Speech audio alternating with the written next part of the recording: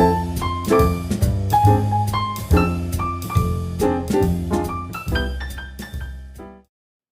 hello and welcome back to the vlog. I am recording this, as you might be able to notice, from a hotel room. I am currently in Belgrade in Serbia, and I'm here for the Festival of Public History. And I have taken many videos, and I will make like a montage of a lot of the things that I've recorded. And I just wanted also to talk a little bit about what I'm doing here, where I went, what I saw, and you will probably be able to see in the video that I will montage before this. That's how I'm going to do it. I'll montage it before this part. So I'm here. This is, I think, the fourth day for me, and I will leave tomorrow, and then I'm going back on Ljubljana on Wednesday. While I'm here, I want to talk a little bit about what I've been reading, and also a little bit about the books that I got and the exhibition that I've showed you in the previous video. And the exhibition is dedicated to the artist. I probably will put like some explanations with short sentences. So the exhibition is, as you might have seen, dedicated to Serbian, or not Serbian, but Yugoslav artist called Đorđe Andrejević Kun. The exhibition is beautiful. I went there on Thursday, or was it Wednesday? I think I was there on Thursday. And then, because my attention was mostly on recording material for the vlog, I felt like I didn't give it proper attention, or at least the attention that the exhibition requires of someone who is going there. So I decided to go again today, and it was really wonderful. Just stand in front of all those paintings and prints that they have exhibited, and different kind of variations of his artwork, and photos from his private collection, from his family. And it was really, the exhibition is beautiful, and I hope you enjoyed the collection of videos that I made. I haven't looked at the images separately, and I hope that they are not like too shaky or too weird looking. I'll see if I can edit that so it can be pleasurable for you to watch. But I also, while I was there, I bought this book that they are selling that is connected to the exhibition, and it's really beautiful because it has, I'm going to show you, most of the paintings that are there are in here. There's also, I see some other stuff that are not in the exhibition. You can see here. This is, okay, here it says that this is a photo taken of him with his students during the work on the mosaic that was done in the town called Ivanjica in 1954. Then we have, this is actually the mosaic that was done for the monument. I think you can see here. It's really beautiful. It's beautifully written. I also met a woman who's the, I don't know how you call it in English. In Serbian is kustoskinja, the woman who actually thought of the exhibition, and how everything is going to be positioned, and what kind of organizing of the exhibition, the look of the exhibition overall. I'm sorry, I'm not able to find words for it because I'm not a very artsy person. So I don't really, my vocabulary is very limited.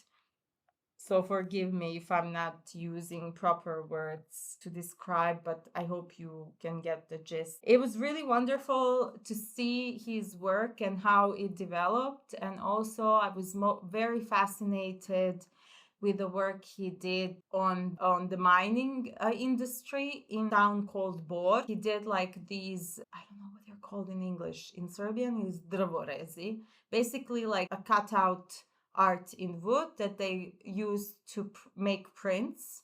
And it was I found out today that these prints were sort of like a small booklets that could fit in your pocket, and they were the propaganda printed by the Communist Party about the position of the miners in the Kingdom of Yugoslavia at the time.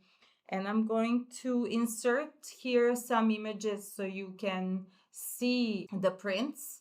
And particularly, I found the order of the prints, the story that they're telling. It's sort of like a comic book. And first, you have these prints where you can see like a representation of a village life, like the idyllic village life. And then it turns to the representation of the mine and the work that the mine entails, and how the miners struggled at the time and how the working conditions were horrible. There's one print in particular that shows a miner who is kind of blown away by explosion. And then further down, you have this big contrast between prints that represent the life of the bourgeoisie, that is, those who actually reap the benefits from owning these mines, and the capitalists. And you have like this nightlife and enjoyment, drinks, dancing. And then the next prints are about a miner's daily life. So basically the kind of work they do, the conditions in which they live, their household, how they're struggling against the exploitation, they are protesting, and how they're being killed, and the horrific conditions, work conditions that they have. So it was very, very interesting to see how he saw all of this and was able to communicate it in these small prints in such in a clear way. And I think it's understandable to anyone, no matter what your educational background is, how you perceive the exploitation under the capitalist system, or whether you understand how it works at all. I'm going to show you also, I found this painting quite beautiful. You can see it here. And there is this one whole segment, and you would have seen it probably in the video, where the presentation of women in his art.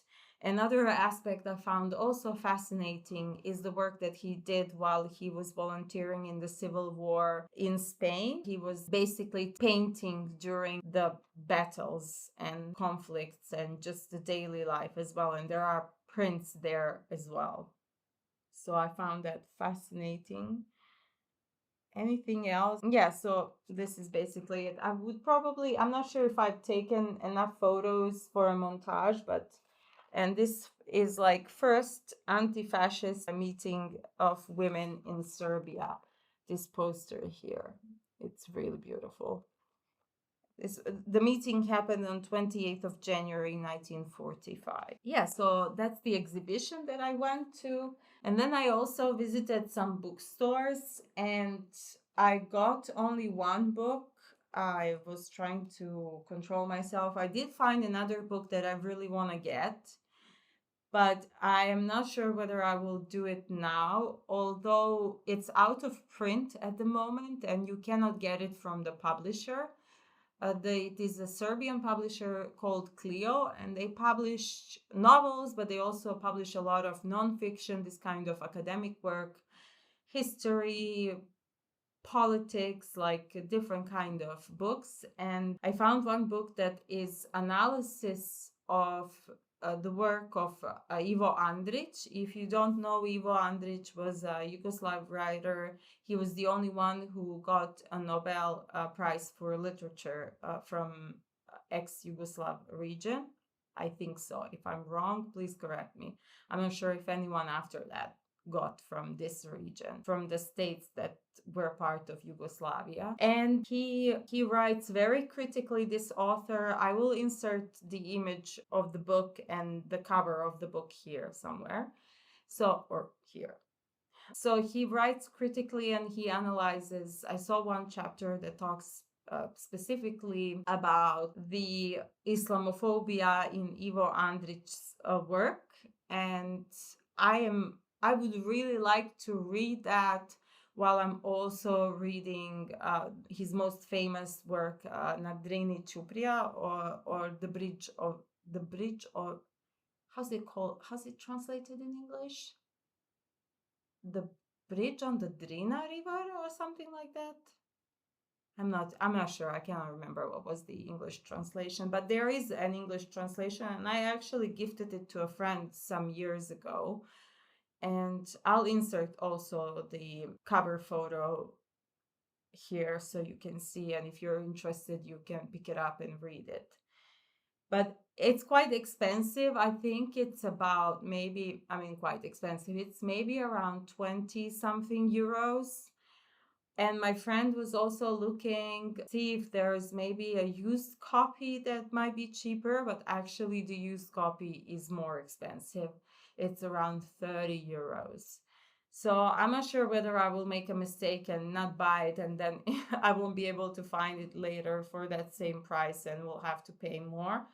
But right now, I think I will just opt out from buying it, simply because it's a really big book.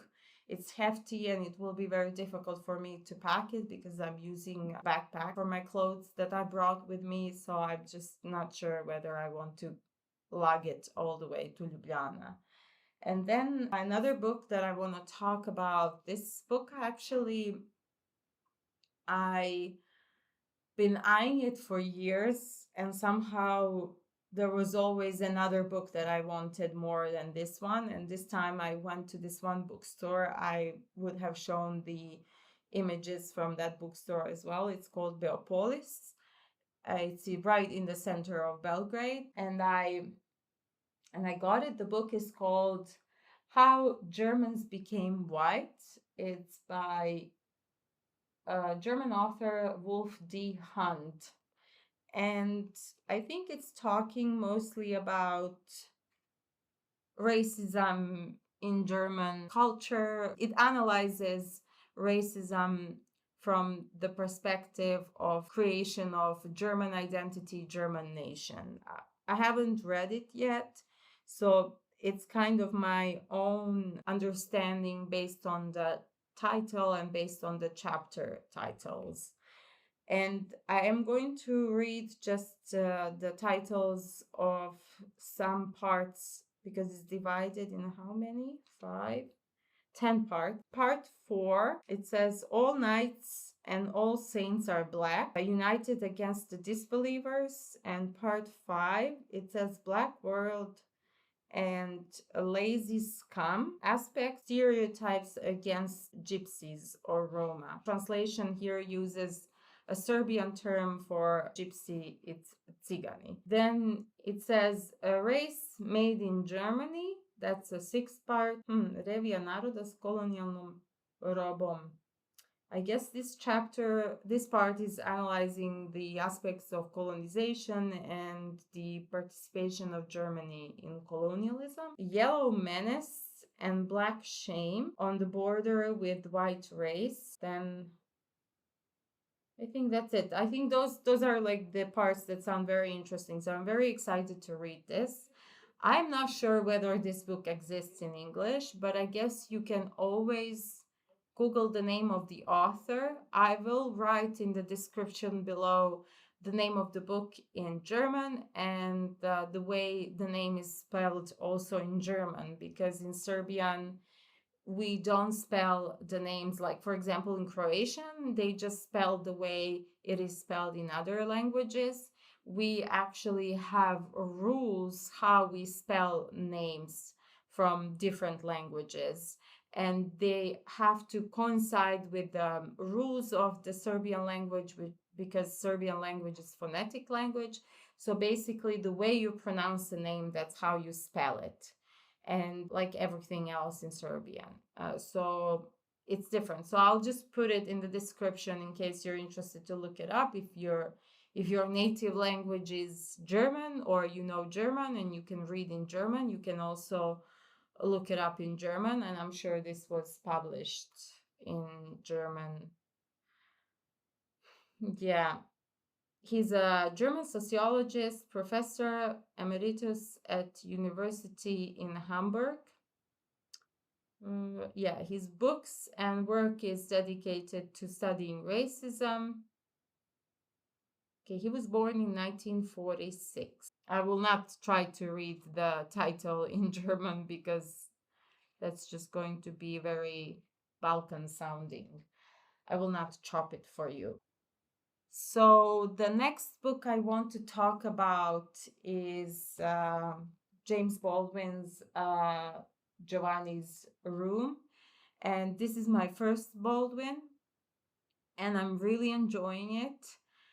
And I have to say that I'm very, very impressed how beautifully he wrote, how he commends the language, how he is able to convey to a reader such universal feelings, emotions like anger and contempt in a very relatable way, even though the root of these emotions is not the same for cis people and for LGBTQI plus people. Like for him, I really love how he's exploring self-hate, internalized homophobia, how he's exploring the relationship between a child and a parent, a child who does not want to acknowledge his own sexuality and his own identity. And I found it fascinating. I'm not going to say anything new probably about this book. I haven't looked up anyone who has actually read it and did a review of it on YouTube. So I really don't know how people approach analyzing James Baldwin, but this book for me is doing a lot of things. Like it's really pushing me to kind of try to understand a character that he's not a very good person, but at the same time, he's struggling, and you have to have a level of compassion and empathy for the position that he's in, but at the same time, you find it very difficult. It is, I would say, I would compare it to Bola in that sense, and probably Paitim found maybe some inspiration for the character in Bola that he created in Giovanni's room. That's my assumption. That's how I see it. I'm not sure whether that is correct. It would be interesting to ask him that question. I'm really enjoying it. And for those of you who haven't picked it up, I highly recommend it. It's not that like I'm very familiar with Baldwin's work, although I'm familiar with his activism and his life outside of US. I was doing some research on that, and I will link an article that talks about the time he spent in Istanbul in Turkey. I found that very fascinating, and the article is beautifully written, so I'll link that below. And that's it. I think I've talked enough. I will probably post some parts of Belgrade that are not as flattering in a way that when you go to a place you want to perceive it in this kind of perfect idyllic way, especially because I lived here for 8 years and I have constant struggle with Belgrade. I love this city on some level and I enjoy it, but oftentimes the city itself is very raw. There's Belgrade doesn't coddle you, it doesn't sugarcoat the conditions of life here. It really shows you the way the political climate is here, the current political climate here. It shows you its history, its raw history, if you are able to observe and see these things. If you understand Serbian, then you will notice these things. But for foreigners, it might be a little bit difficult to understand certain contexts. I will insert an image here now, what I'm talking about. And this image was actually, I took a photo of it in the center. It's in the main pedestrian street. It's also a shopping street. It's where the gallery, SANU gallery, is where Kun's work is exhibited at the moment. And I didn't see that graffiti until this morning. And when I saw it, I was just like, man, it's a big slap in the face. It didn't feel like a slap. It felt more like a fist, like somebody hit me with a fist. And it just when you relax and you enjoy and you are happy about what you're about to do, like I was this morning while going to the gallery, then I saw this graffiti, and then I was reminded yet again of the political climate here, what kind of issues we have, socioeconomic, what kind of problems we have with extreme right organizations. So Belgrade's a beautiful city, but at the same time, it has a very complicated history. I have very complicated history with Belgrade. And yeah, if you ever get a chance to visit, I recommend it. And there are beautiful places that you can visit. There are beautiful areas of Belgrade that you can visit, that you can see the history. And there are wonderful museums, wonderful galleries, excellent places where you can eat delicious food. Club life is very rich if that's something you enjoy. A lot of foreigners come to Belgrade specifically just for that, clubbing. So I highly recommend it in that sense. Otherwise, yeah, maybe it's a city that you will also fall in love with, because I met a lot of foreigners who fell in love with Belgrade and they ended up staying here. And whenever I meet a foreigner who ended up staying, my first question is always, why? And then they explain in these like basic terms the food, the people, and they love the culture life here. So that's why they decided to stay here. So thank you for watching and thank you for sticking around. And I hope to see you in another vlog, which will be from my new apartment in Ljubljana. And yeah, see you there and have a good day. Bye.